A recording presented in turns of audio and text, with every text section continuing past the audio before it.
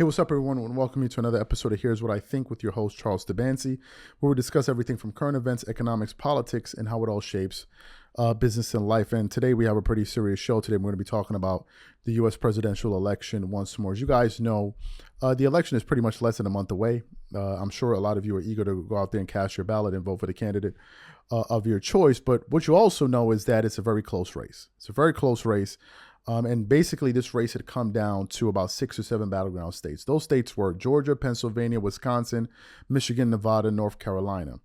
But now it seems as if there's a little wrinkle in that story, because it looks like one state, this actually was unexpected to come into play, is Florida. Yes, you heard me right. According to some of the latest polls and news publications, Florida could now be in play. Now, why is that big news? Because Florida was a state that was leading towards Donald Trump. And it's a very important state because of the number of electoral college votes it has. Florida has about 40 electoral college votes. So if you have Florida on your side of the map, you're in good shape. But now we're hearing that Florida could be in play. So the first place I want to get into in terms of the source is going to be from 538.com, and it has all the latest polling data. And according to what they have here, Florida definitely seems to be in play alongside Pennsylvania, North Carolina, Nevada, Georgia, Michigan, and Wisconsin. So I want to pull up the data in Florida because this is very surprising. All right. This is very surprising. So according to the data that they have here, Trump now has a 4-point lead. But about a day or so ago, that lead was down to about 2 points. Now, Trump is currently leading 49.7 to 45.6. That's 3 points. But really, that's really within the margin of error. Now, why is this surprising? Because back when Trump won the election, Florida was the state that he won. And Florida is actually his home state. So for this state to even be in question is surprising. We're also getting new information that now, given the fact that Florida seems to be in play, the Kamala Harris campaign is now starting to open up offices in Florida to now start dumping in some serious resources into that state to see if they can compete with that state. And if they lose that state, in this case, the Republicans, it's game over.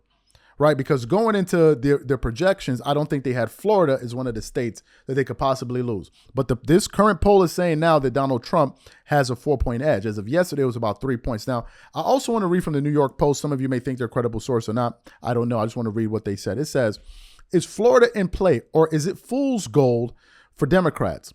Throughout this election, operating assumptions have been that there are 7 battleground states, which includes Arizona, Georgia, Michigan, Nevada, North Carolina, Pennsylvania, and Wisconsin. Campaigns, political parties, super PACs, and the like have poured hundreds of millions of dollars into the swing states and have been rewarded with a sky-high state of polls suggesting the race there are too close to call. But they have ignored other possible battlegrounds in the fight for 88 electoral college votes up for grabs. One of the polling gurus, Nate Silver's lieutenants, Eli McNone Dawson, argues that potentially the case, saying their model thinks Florida is the 7th likeliest tipping point state ahead of the states like Nevada, where the race is much more even, but the numbers of the electoral college votes are up for grab, is smaller. And then it goes on to say a few other things. And there are structural indication that both Republicans and Democrats recognize the battle for the Sunshine State may be a dogfight, despite Republicans having over 1 million more active registered voters than Democrats after the pandemic led to party switches and an influx of COVID refugees. For starters, Friday, former President Barack Obama, who carried the state in 2008 and 2012, endorsed Senate candidate Debbie Powell in her race against Governor Rick Scott. And then the article then goes on to say a few other things. So, according to these reports, Florida is now in play.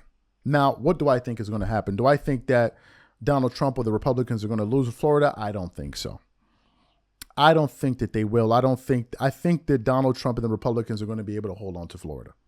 I don't think they're going to. If they lost Florida, it would be a real shocking turn of events. I don't see something like that happening. I still believe that this election is going to come down to the aforementioned battleground states, which are Arizona, Pennsylvania, North Carolina, Nevada, Georgia, Michigan, and Wisconsin. I think the race is going to come down to those states. If we're looking at those states from a quick snapshot, right now, Kamala Harris has a 2-point lead in Wisconsin. She has a 2-point lead in Michigan. Donald Trump has a 1-point lead in Georgia. Kamala Harris has a 1-point lead in Nevada. Donald Trump has a 1-point lead in North Carolina. And Kamala Harris has a 1-point lead in PA. So all of these states are toss-ups. It's literally within the margin of error. But I don't think that the Republicans are going to lose Florida. I don't think so. Even given the latest polling data, it doesn't suggest that they're going to lose it. Maybe it's closer than what they thought, but I don't think they're going to lose it. Now we're about less than a month away from the actual election day. So a lot can happen, but I don't think anything is going to happen to the point where the Republicans end up losing Florida. But if they do, I'm going to be absolutely stunned, because that's going to be a shocking turn of events in my personal opinion. So for the viewers watching this show, we have a few questions. Number one, do you think that the Democrats can win Florida? That's number one. Number two, how do you think Donald Trump and Kamala Harris will pan out in the other battleground states? And ultimately, who do you have winning this election and why? Whatever you guys think, please leave your thoughts in the comment section, and we'll catch you on the next show.